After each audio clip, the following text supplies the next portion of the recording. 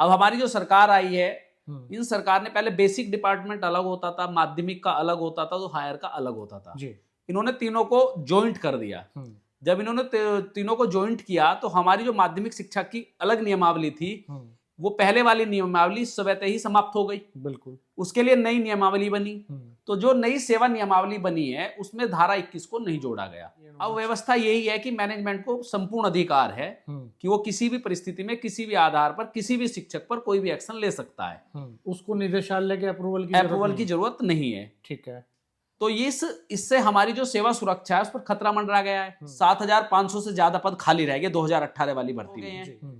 तो 2018 से लेकर जो गवर्नमेंट के हिसाब से 2018 में 10,500 पद लगभग खाली थे, जिसमें लगभग 2,500 अध्यापक ही नियुक्त हुए हैं। तो गवर्नमेंट के अकॉर्डिंग ही 2018 में 7,500 पद खाली रह गए। 18 से अब 2025 चल रहा है, इसमें भी टीचर रिटायर हुए होंगे।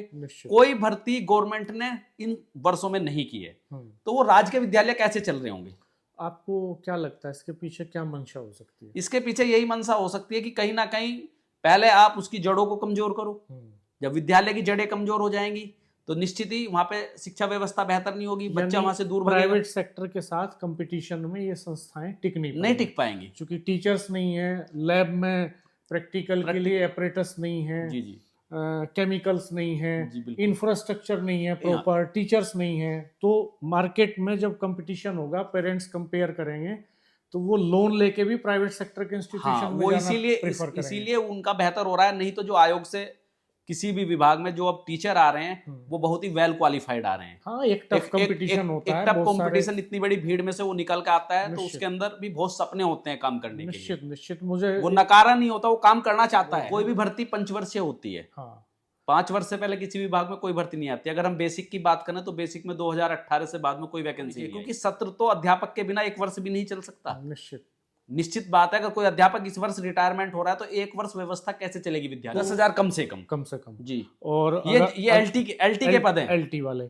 और अगर बात करें माध्यमिक में ये आंकड़ा 30,000 के आसपास। सब पॉलिटिकल लोगों के विद्यालय हैं, तो उनका जो है कहीं ना कहीं सत्ता शासन में बहुत बड़ा दखल होता है। क्योंकि जब नई शिक्षा नियमावली बनी थी तो इस धारा 21 को बड़ी ही चतुराई के साथ हटा दिया गया। दोस्तों नमस्कार, हमारे साथ आज माध्यमिक शिक्षक संघ एकजुट के जिला अध्यक्ष वरुण शर्मा जी हैं। और इस समय शिक्षकों की कई सारी ऐसी मांगे हैं जिनको लेकर बहुत आक्रोश है शिक्षकों में, और एक आंदोलन की तैयारी वो कर रहे हैं, एक बड़े डेमोन्स्ट्रेशन की तैयारी में जुटे हुए हैं। लेकिन ये बड़ा डेवलपमेंट है जो सेवा नियमावली में बदलाव किए गए हैं, मैनेजमेंट को असीमित अधिकार दिए गए हैं, और इससे ऐसा अंदेशा है कि आने वाले समय में ये जो पूरा सर्विस सेक्टर है आपका एजुकेशन का, इसमें जॉब सिक्योरिटी खतरे में पड़ जाएगी। बिल्कुल। तो आप थोड़ा ये समझाइए कि किस तरह के वो बदलाव हैं जो किए गए। तौर पर ही जो पहली व्यवस्था थी वो बहुत बेहतर थी।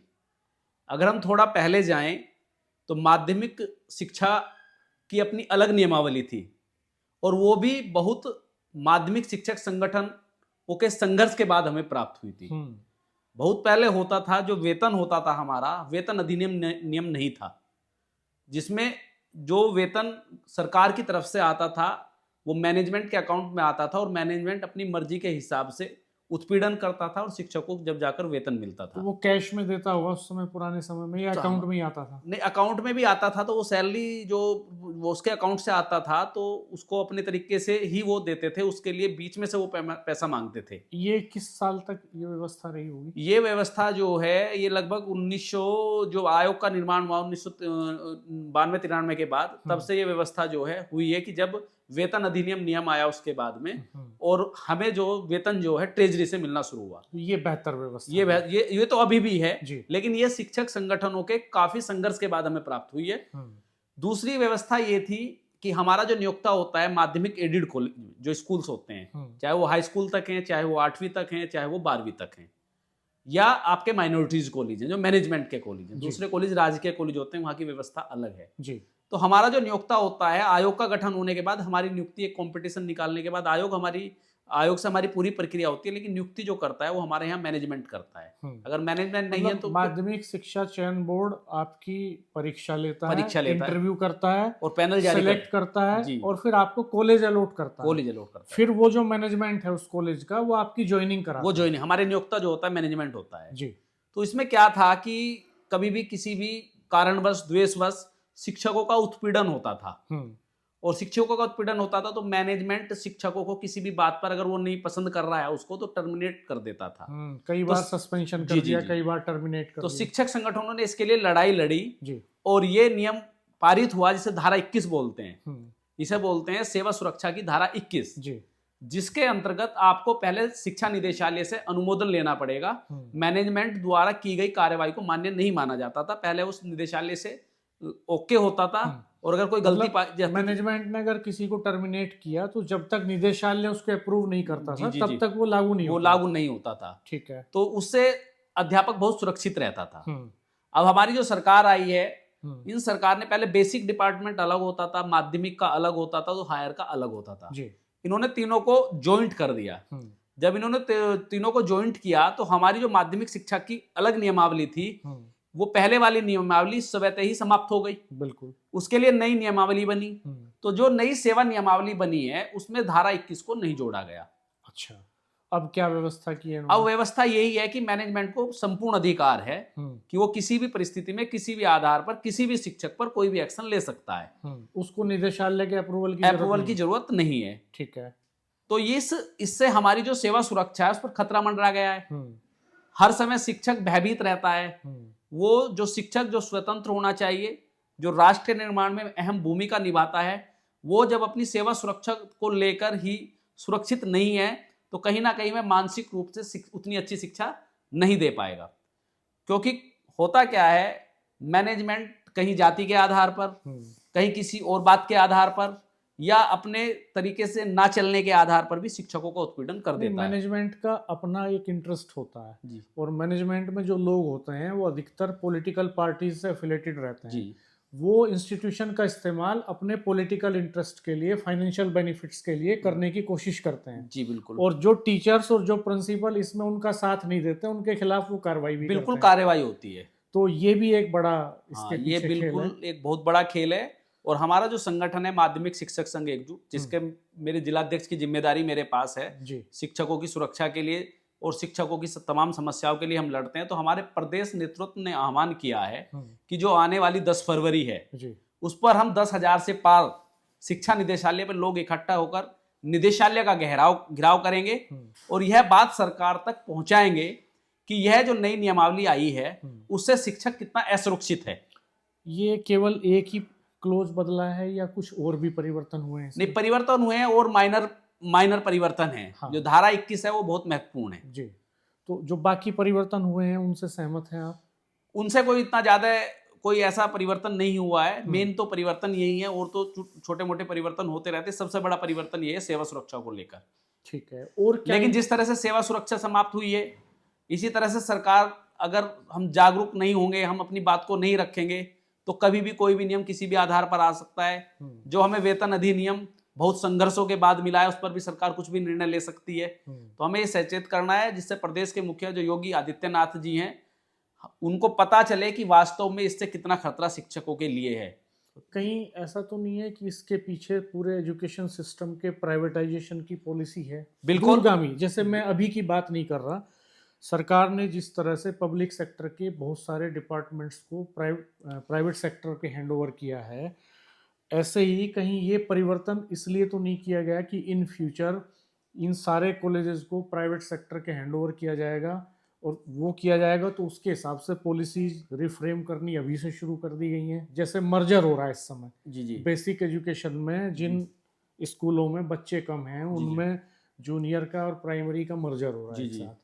इन फ्यूचर ये भी प्लानिंग है कि जहाँ तीनों में कम है तो मर्जर इंटर कॉलेज में कर दिया जाए तीनों का। निश्चित तौर पर कुछ भी मंशा हो सकती है और इसको भी सरकार दूसरे तरीके से देख रही है। जहाँ पे स्टूडेंट कम है वहां पर मर्ज करके दूसरा बनाना ये ऑप्शन नहीं है। मैं आपको एक उदाहरण देता हूँ। जो हमारे राजकीय विद्यालय हैं जो 10th तक हैं या 12th तक हैं जी। जब वहां पर संबंधित सब्जेक्ट का अध्यापक ही नहीं होगा, वहां की शिक्षा व्यवस्था अच्छी नहीं हो सकती। मान लो कोई इंटर तक का कॉलेज है और वहां पे फिजिक्स का लेक्चरर नहीं है, क्योंकि 2018 के बाद LTGIC में कोई भी नियुक्ति नहीं हुई। 2018 में एक विज्ञापन आया था 10,000 कुछ पदों पर, जिसमें काफी धरने प्रदर्शनों के बाद वो भर्ती क्लियर हुई थी और नेगेटिव मार्किंग थी। पहली बार ही परीक्षा हुई थी, उससे पहले मेरिट बना करती थी। तो उसमें मात्र 2 से 2,500 जो बच्चे हैं, 2500-2600 के आसपास जो बच्चे थे वो पास हुए थे, जिनको 36-37 धरने प्रदर्शन के बाद उनके रिजल्ट जारी हुए और उनकी नियुक्ति मिली। उसकी सेकंड प्रतीक्षा सूची जारी हुई। तो जब 10,000 कुछ पदों पर विज्ञापन था, केवल 2500 या 2600 बच्चे ही क्वालिफाई कर पाए। उनमें से भी कुछ बच्चे इधर उधर ज्वाइन कर लिया जब काफी लंबा समय हो गया था। तो गवर्नमेंट के हिसाब से ही 7,500 से ज्यादा पद खाली रह गए 2018 वाली भर्ती में। जी। और 2018 से लेकर अब तक भी रिटायरमेंट हुआ होगा, तो वो भी शिक्षक रिटायर हो गए हैं। तो 2018 से लेकर जो गवर्नमेंट के हिसाब से 2018 में 10,500 पद लगभग खाली थे, जिसमें लगभग 2500 अध्यापक ही नियुक्त हुए हैं। तो गवर्नमेंट के अकॉर्डिंग ही 2018 में 7500 पद खाली रह गए। 18 से अब 2025 चल रहा है, इसमें भी टीचर रिटायर हुए होंगे। कोई भर्ती गवर्नमेंट ने इन वर्षों में नहीं की है, तो वो राज्य के विद्यालय कैसे चल रहे होंगे?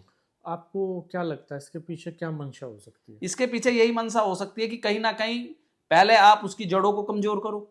जब विद्यालय की जड़ें कमजोर हो जाएंगी तो निश्चित ही वहां पे शिक्षा व्यवस्था बेहतर नहीं होगी, बच्चा वहां से दूर भागेगा। प्राइवेट सेक्टर के साथ कंपटीशन में ये संस्थाएं नहीं टिक पाएंगी, क्योंकि टीचर्स नहीं है, लैब में प्रैक्टिकल के लिए ऑपरेटर्स नहीं है, जी जी, केमिकल्स नहीं है, इंफ्रास्ट्रक्चर नहीं है प्रॉपर, टीचर्स नहीं है। तो मार्केट में जब कंपटीशन होगा, पेरेंट्स कंपेयर करेंगे, तो वो लोन लेके भी प्राइवेट सेक्टर के इंस्टीट्यूशन में जाना प्रेफर करेंगे। इसीलिए उनका बेहतर हो रहा है। नहीं तो जो आयोग से किसी भी विभाग में जो अब टीचर आ रहे हैं वो बहुत ही वेल क्वालिफाइड आ रहे हैं। हाँ, एक टफ कंपटीशन होता है, टफ कंपटीशन, इतनी बड़ी भीड़ में से वो निकल के आता है, तो उसके अंदर भी बहुत सपने होते हैं काम करने के लिए। निश्चित मुझे वो नकारा नहीं होता, वो काम करना चाहता है। मुझे लगता है कि पूरे यूपी में, अगर मैं सही हूँ तो आप करेक्ट करेंगे, 20 लाख से ज्यादा बीएड है।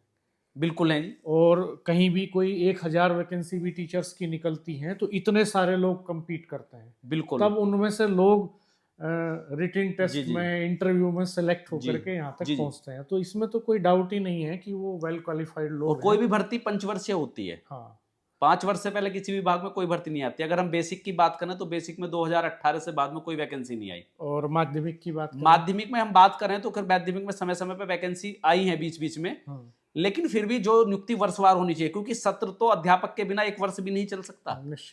निश्चित बात है, अगर कोई अध्यापक इस वर्ष रिटायरमेंट हो रहा है तो 1 वर्ष व्यवस्था कैसे चलेगी विद्यालयों में? तो आपके मुताबिक एक मोटा अनुमान ये है कि लगभग 10,000 पोस्ट तो वैकेंट हैं जीआईसी में।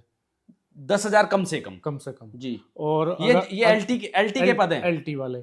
और अगर बात करें माध्यमिक में ये आंकड़ा 30,000 के आसपास, 30,000 के आसपास। और बेसिक में भी मुझे लगता है कि ये लाखों में होगा शायद। बिल्कुल होगा बेसिक में भी। आप अगर इंफ्रास्ट्रक्चर सुधारेंगे तो बच्चा उधर की तरफ जाएगा, ऐसा नहीं है। तो अच्छा, एक ये इशू हो गया, आप पुरानी नियम को बेहतर बता रहे हैं, ऐसे ही ओल्ड पेंशन को बेहतर बताते हैं लोग जी। तो ओल्ड पेंशन स्कीम पे भी हम डिटेल लेंगे अभी आपसे, लेकिन पहले एक सवाल मेरा ये कि पुराने नियमों को अक्सर ज्यादातर सरकारी कर्मचारी बेहतर बताते हैं जी। अभी जो बदलाव किए जा रहे हैं उनसे संतुष्ट नहीं है। तो आपको क्या लगता है कि ये जो बदलाव हैं सरकारें क्यों कर रही हैं? नहीं, ये वाला जो धारा 21 को लेकर बदलाव है, ये तो जितने भी विद्यालय हैं ऑब्वियसली ये तो सब पॉलिटिकल लोगों के विद्यालय हैं जी। तो उनका जो है कहीं ना कहीं सत्ता शासन में बहुत बड़ा दखल होता है। हो सकता है प्रदेश के माननीय मुख्यमंत्री योगी आदित्यनाथ जी को यह ना पता हो अभी तक कि यह जो इतना बड़ा बदलाव हुआ है इसके कितने नुकसान शिक्षकों के लिए हैं। क्योंकि जब नई शिक्षा नियमावली बनी थी तो इस धारा 21 को बड़ी ही चतुराई के साथ हटा दिया गया। तो जब हम सब लोग जागरूक होकर इस बात को उठाएंगे तो हम प्रदेश के मुखिया से उम्मीद करते हैं निश्चित तौर पर ही वे शिक्षकों को, जो राष्ट्र निर्माण का अहम कड़ी होती है, नींव होती है, उनके शिक्षा नियमावली को जरूर सही करेंगे और धारा 21 को जोड़ लेंगे। आप हमारे चैनल को सब्सक्राइब कीजिएगा, बेल आइकन प्रेस कर दीजिएगा, नोटिफिकेशंस ऑन कर दीजिएगा। धन्यवाद, नमस्कार।